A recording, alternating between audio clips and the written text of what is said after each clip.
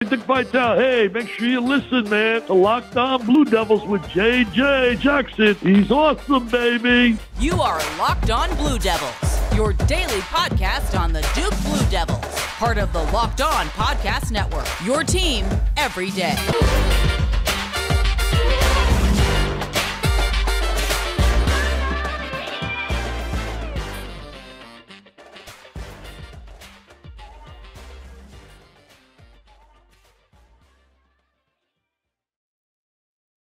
Hello, everybody, and welcome into another episode of the Locked On Blue Devils podcast. It's so great to have you here with us on this Thursday, October 13th, 2022. We are 25 days away from the first Duke men's basketball game of the season. 25 days. You can really feel it. It's so close, and we've got a lot to talk about on today's show. We had ACC tip-off yesterday in Charlotte, North Carolina, marking off another event that needs to take place before the start of the upcoming season. We've got Countdown to Craziness. We've got a close scrimmage that's going to be taking place, and then it's going to be basketball time, and we're going to be talking about that each and every day here on this daily episodes and daily editions of Locked On Blue Devils. Please subscribe, watch the show on YouTube each and every day, follow us on Twitter at LO_Blue Devils, and be sure to follow us wherever you get your podcasts. Subscribe there and leave us a 5-star rating and review. Today's episode is brought to you by BetOnline. BetOnline has you covered this season with more props, odds, and lines than ever before. BetOnline, where the game starts. Again, I'm JJ Jackson. You can follow me on Twitter at _JJ_Jackson_ for all your latest Duke men's basketball needs. On today's show, I'm so thrilled. I'm reunited with my good pal, Ryan Lohman at the Duke Nation on Twitter, as we've got a lot to dive into during today's program. Ryan, it's been a little bit, but here we are 25 days away from the season. Hope you're doing well and glad you're back here on the podcast with me. Yeah, thanks, man. Appreciate you having me. I apologize in advance. I'm getting over a cold here to the listeners. But yeah, I was actually just talking to another Duke fan buddy of mine this morning and how quickly this offseason seems to have flown by, in my opinion, at least. And he shared the same opinion as well. For how it ended last year, I thought this offseason would kind of be a drag. And there was times in the middle of June and July where it was, but it's almost like these last couple of months have flown by and we're almost back, baby. Let's get to it. So we last spoke right after the NBA draft. And again, our conversations have always been my favorites. I love the following that you've got with that Duke Nation. Over 30,000 followers now on Twitter. Big time congrats for that accomplishment. Thank you. And you mentioned, once June happens, once this draft takes place, I get to disappear for a little bit. And I don't have to pop back up until we get closer to the season. Well, the season's 25 days away, so it's good to have you back in the Duke basketball world, Ryan. Yeah, thank you. It was, and I did just that, man. It's more so just like I spend whatever it is, 8 to 9 months, like fully invested in Twitter. Twitter's always up. It's always on my phone. It's one of the main apps that I'm checking, but I have other things I do enjoy doing. And it's nice to take a little bit of break. Not that it's not a full-time job or anything, but like when you don't really get paid for it actively and it's more of like a hobby and and then obviously watching Duke basketball is a passion.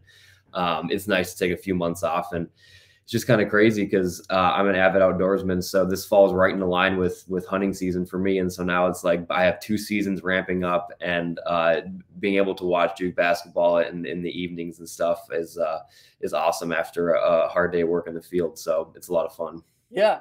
We got a lot to get to. So let's get started. Basketball season right around the corner, 25 days until tip-off. And I do want to talk a good bit today about the Redeem Team documentary that's come out on Netflix. We know good and well that Mike Krzyzewski was the head men's basketball coach of the United States senior men's national team, and they did not play so well in the 2004 Olympics, put together a band of great basketball players, and ultimately win gold. What'd you make of the documentary? Dude, I absolutely loved it, man.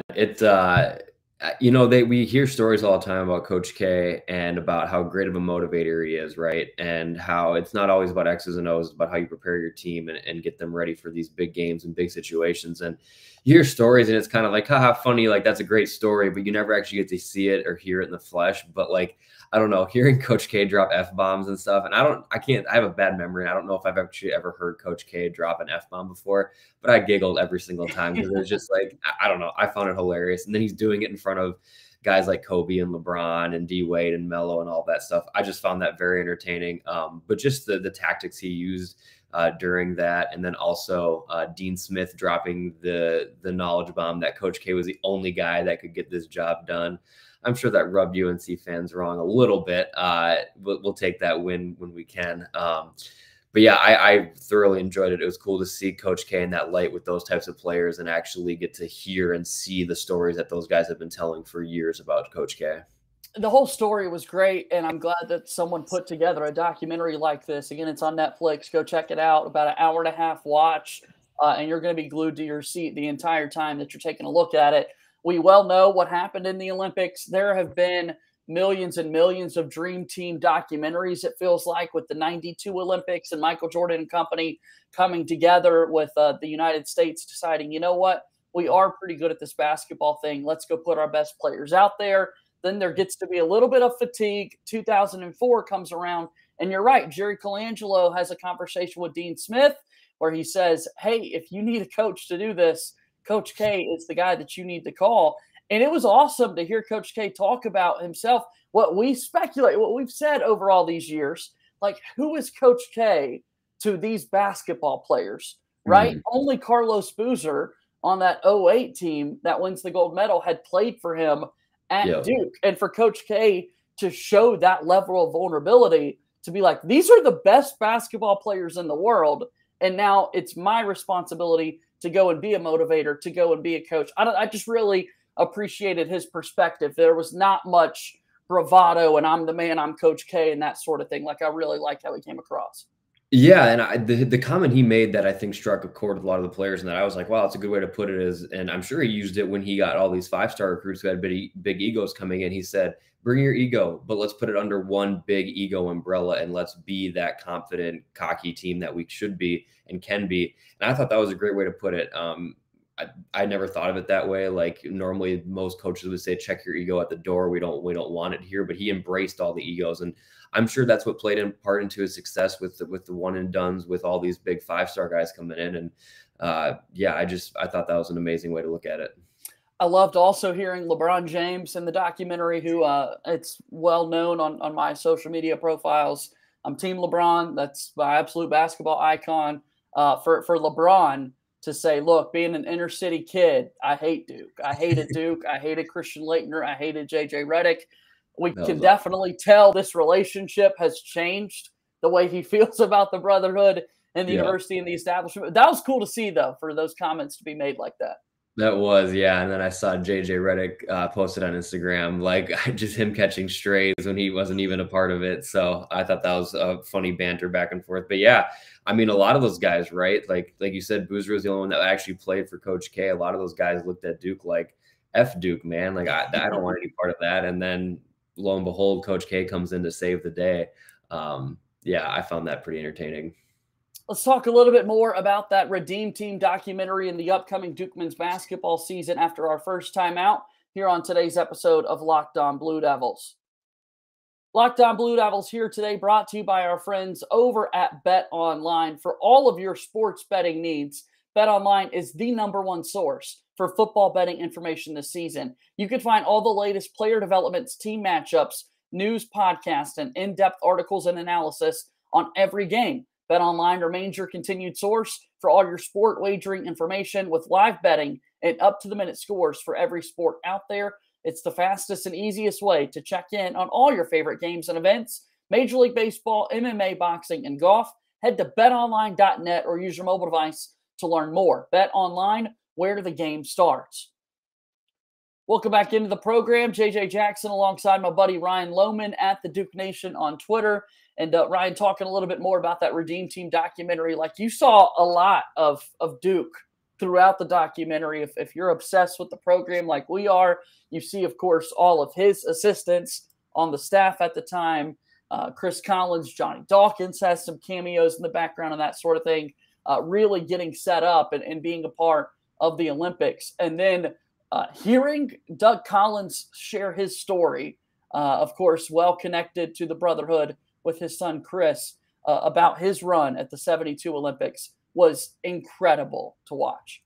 Yeah, I didn't know about it. I had really no didn't idea, know man. I had never heard about that. You look at that, and I had so many questions going into it. I had to Google it. I went to the Wikipedia page about it. It's just I had no idea, and then I had no idea Doug Collins actually played that big of a role in USA basketball in general. And so that was a very cool educational moment, at least for me as well, to learn about that. I still don't understand how they allow that to happen in such a high magnitude game like the Olympics. Like, you have the score wrong or the clock, whatever it ended up being. It's just, I never knew about that. That was really cool. Cool of the team to include him and stuff like that. And then the fact that it's Chris Collins' dad, like that, just really cool that they highlighted that. They made sure to put an emphasis on that. And yeah, I didn't realize it at the time. I never knew that happened. And then I didn't realize how closely Doug was involved with Brotherhood and Coach K in general after that. So I thought that was a really cool thing that they touched on. I've shared this a time or two with my experiences in Duke basketball and getting the opportunity to meet Coach K on a couple of different occasions through the Make-A-Wish Foundation and going to the 2010 NCAA tournament with my cancer battle and journey. And Doug Collins was right beside me for a good number of those basketball games in the first round and second round of the 2010 tournament. Had no idea that was, I'm just like, this is an ESPN broadcaster. I knew he used to be an NBA coach, right? Yep. I know he's Chris Collins' son, but I was like, yep, here he is. We want Duke to win this basketball game, me and Doug. And then all these years later, watching the Redeem Team documentary, and I'm like, wow. And then, like you said, at the end, when all the players, start to hand him a medal. And then at the end, how all the basketball players also gave Coach K their medals. I mean, that was just really cool to see where the documentary starts and at the end to see how much respect and admiration they had for those coaches. Yeah, I agree. And I wonder what the other thing I couldn't help but think of is what this documentary will do for the younger generation, like guys who are in high school right now or coming up, well, Paulo Banchero has a little bit Italy background, but just like the younger guys in the NBA right now who are going through it, if this will motivate them to continue this USA legacy and going forward. Who knows? I hope it'll motivate it because I've always enjoyed watching international basketball, especially the Olympics, but I wonder how this will have an impact on future generations for Team USA. Keep putting the best squads together. Like I want the best players to play. I understand long playoff runs take place and that sort of thing, but every 4 years, I think that's just absolutely epic that you'd be given the opportunity to represent your country like that. And then clearly over the years, tying this back to Duke, 2008, 2012, 2016, 3 gold medals for the United States in the Summer Olympics, all while Coach K is the head coach. Yep. I mean, we've talked a lot about the recruiting pitches that could take place. Players have talked about how much of a recruiting pitch that was when they were recruited by Coach K, but it's good to hear that he was wise enough to use that to his advantage, and we'll take it, man. Any advantage you can get, you got to take it. You got to take the opportunity. Yeah, you absolutely do. And now that he's not there, I still think the connections to the program are still a thing that Scheyer can use. Not only obviously with the Brotherhood and the NBA, but like all these guys who have talked on behalf of Duke for the last decade plus with the Redeem Team and then now all the way through the 2016 squad. Duke's just had ties to so many different outside of just Duke as a whole in a life and a career, but like the ties to NBA players doesn't just consist of guys who went to Duke. It's anybody who had any involvement with Coach K or Team USA over the past decade or so. So I don't see why the pitch really stops at this point. Jon Scheyer has all the connections that K really did, and ended up being lead recruiter on a lot of those anyways. So there's no reason for that train to stop now. All that said, we're about less than a week away from the start of the newest NBA season on Tuesday. We'll see a couple of big games, including the reigning champ Golden State Warriors taking on the Los Angeles Lakers. As it stands right now, 29 former Duke Blue Devils are on preseason rosters. Big weekend ahead because a lot of cuts will be coming this weekend as teams do need to trim down their rosters before the start of the regular season. But another NBA year, and Blue Devils absolutely littered across the association. It's amazing, man. And I was just seeing the other day, Marquise Bolton dropped 21 points in a preseason game. Jack White. Unfortunately, I saw the Marvin Bagley injury. It doesn't sound like he's going to miss much time, which is great. But I knew he was on a roster, Marquise Bolton I'm referring to, but just like the fact that he went from Duke and then I don't know along the way, I know he went to Indonesia. I don't know where he went between there, but just going from there to Indonesia and then somehow signing out with the Bucks and then dropping 21 points. I don't know if he's going to make a team. I'm not going to act like I know all of his stats off the top of my head, but just like seeing names like that making an impact on a championship level team like the Bucks is really cool to see. But yeah, you're right. This weekend, I'm assuming that number might drop a little bit from 29, but Paulo Banchero's been putting on a show. It's just AJ Griffin's hit some big buckets. Cam Reddish is kind of coming into his own. It's been fun to see, man. I'm excited for the NBA season and to cheer on a lot of these young guys who I feel like this is a pivotal year in a lot of their careers. The guys who have been there for a year or 2 or 3 years now to try to get that second big contract. It'll be fun to watch. Jason Tatum continues to carry the flag for the Brotherhood, a first-team All-NBA season a year ago. Zion Williamson is back healthy, which is just a win for basketball. Regardless of the Duke ties, entertainment is better when Zion gets to be a part of basketball games and that sort of thing. And I think the same is said for Kyrie Irving. And it seems like Kyrie's going to get a chance to be a full healthy participant. We don't have as many health and safety protocols that are over the top for the NBA this season. So I'm going to be excited to see all those guys kind of get back to it and see what this upcoming season of professional hoops looks like for Duke. Yeah, absolutely. And the fact that you nailed it, man. Zion Williamson coming back, I can't believe I forgot to mention that. That's like top of the cherry on top of the cake for going into the season for Duke fans. So I'm excited, but countdown to craziness, man. We got a week and a half now, and our guys will be back out there. I can't wait to be watching that. Duke basketball back, man. It's back. You set it up. We'll talk about Countdown to Craziness and more after our final timeout here on today's episode of Locked On Blue Devils. Locked On Blue Devils here today. We want to tell you about our friends over at Locked On ACC. That's right. Get more on the ACC by making Locked On ACC your second listen each and every day. Host Candace Cooper and the local experts of Locked On take you across the conference in 30 minutes. I was on a show earlier this week there with Locked On ACC. Candace Cooper and I giving a good breakdown of the upcoming games in Week 7 of the college football season. A really big one on Saturday. Duke football taking on North Carolina. Blue Devils versus Tar Heels. Going to be a fun one. You can listen to Locked On ACC wherever you get your podcast. Also subscribe on YouTube. Final few moments of today's episode of Locked On Blue Devils. JJ Jackson alongside my buddy Ryan Lohman at the Duke Nation. We mentioned your successes online earlier in the podcast with what you do there on Twitter, but I want that number to continue to grow. I want us to both be able to get some pub out of this. So how can folks get involved? What can they expect to find at the Duke Nation on Twitter, Ryan? Yeah, man, we're going to be doing some more. We host the live post-game show or sometimes even pre-game show, Crazy Twitter Live with me, myself, or with me and Zion at Duke NBA, and occasionally Russ, who's at Duke Better. We'll be coming back this year in full capacity again. Really looking forward to jumping in with those guys and getting that show on the road.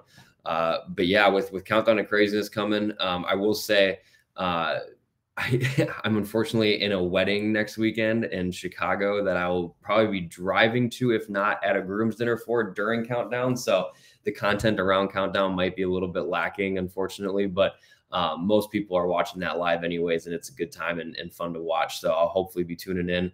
But yeah, you said it best. The season's ramping up and the content will be coming in full force now that ACC Media Day is wrapped up, and it's time to focus on the season. I actually hadn't mentioned this on the podcast myself, but since you brought it up, I would like to also throw out that I'm actually in a wedding next Friday. My younger brother is getting married. So absolutely thrilled to be the best man in his wedding. But yeah, it just so happens to fall on Friday night when Countdown to Craziness is taking place. So the best thing about 2022, Ryan, is that we can go back and watch it just as if we were watching it live with everybody else. And at the end of the day, it's Countdown to Craziness. Still going to be fun to see what these guys look like, but nothing really matters in this. The intros are always fun and exciting. The on-the-floor product is cool to see those guys in Duke uniforms. So for that perspective, it will be good to get some new Duke content to watch. Yeah, for sure. And it's one of those things where it's like all we've seen so far are hype video or like highlights and video. So everybody looks really good, and everyone's going to look really good on our next Friday, I believe is the actual date. So everyone's going to look good. Everyone's going to overreact. We're all going to say, oh, Darique's going to drop 20 a game. Lively's going to get 10 blocks a game. Like we're going to go overreact, and we're going to overreact after the exhibition games too. But it's just good to actually see live action and not just highlights. I think that's the fun part. And it's fun to say Duke basketball is back, right? And being able to view them. And so I always look for the most overreactionary takes and see which ones I find the funniest. But you're right. There's not a whole lot to take from it. And even those first exhibition games, you kind of just get to see a flow for how those new guys play. But I think what I'm going to be looking forward to most, maybe not so much at Countdown, but for those first exhibition games is going to be just the style of play that Scheyer goes with right away. And especially the use of the bench early on in those exhibition games, just to see what Scheyer's style is really going to be like now that Coach K has moved on and he has full control over this team in the rotation. Yeah, no, I feel the same way. Excited to have a couple of regular season games to start before. I think there are 2 regular season games before you jump into the Champions Classic this year against Kansas. So get to see a little bit of the team in that situation and to get to learn more about the lineups. That's the big question that a lot of people want to know in the Duke world. What exactly can we expect from these lineups? We also aren't going to know that answer after just one game, right? It's a long season.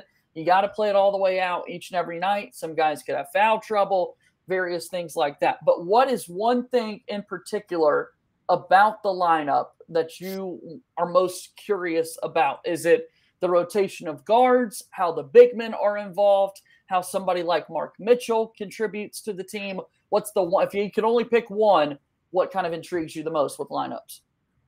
Honestly, I don't even know if it's a lineup thing. I'm still just super intrigued by Tyrese Proctor. Like I see people completely over the top about him, saying he's one and done candidate. He's going to be gone. He's going to impress. Everybody's in love with him. And I've seen people like pump the brakes a little bit. And so how we utilize him, excuse me, Roach and Blake's together. And is Blake's going to play a bigger role this season, or is it mainly going to be Roach and Proctor and Darique, I guess, maybe playing the two a little bit? I don't know. I'm super interested in that. I think Tyrese could be a great player, but he's played in Australia and I guess at the international level, but the college game is different. Whether or not that means it's harder or better than Australian League basketball, I'm not going to say it is, but it's a different style. Like international basketball is just different. There's different rules to play by. So I'm really interested to see how the guard play shakes out between those three. And then just to see, like you mentioned, Mark Mitchell, that's a really good point. Some people think he's going to be starting over Filipowski, which would be a surprise to me if you would have told me that 6 months ago. Sure. Now it's starting to seem like that might not be that big of a deal, which is awesome. And then just to see how we use Ryan Young and a couple of the big men rotation there. But I still think how we use Tyrese Proctor, Jeremy Roach, and Jalen Blake's, like how that shakes out is one of the things I'm looking forward to most, and just Proctor's development at Duke.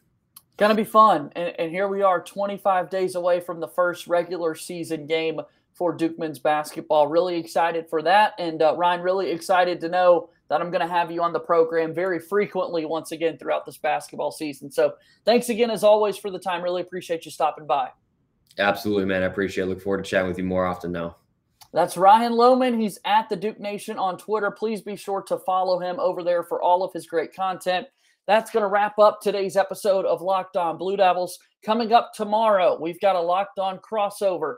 I'm joining Isaac Shade, the host of Locked On Tar Heels.